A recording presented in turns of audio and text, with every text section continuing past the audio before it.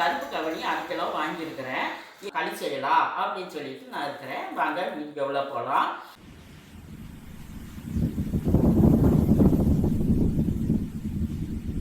நான் அந்த அரிசியை கருப்பு கவனியை மிக்சியில் அரைச்சி நான் இந்த மாதிரி களி மாதிரி செஞ்சுருக்கிறேன். கஞ்சி மாதிரி வச்சுருக்கிறேன். இப்போ நான் லஞ்சுக்கு இந்த மாதிரி தான் போட்டு சாப்பிட போகிறேன். இது மாதிரி வச்சுட்டு நான் இந்த கருவாட்டு குழம்பு நான் வச்சுருக்கிறேன். கருவாட்டு தொக்கு மாதிரி வச்சுருக்கிறேன். இதை நான் கருவாட்டு தொக்குமே களியும் கருப்பு கவனி களியும் செஞ்சு சாப்பிட்டு அடுத்தது இதை சாப்பிட விருப்பாரு நான் கேரட்டு சாப்பிட போகிறேன்.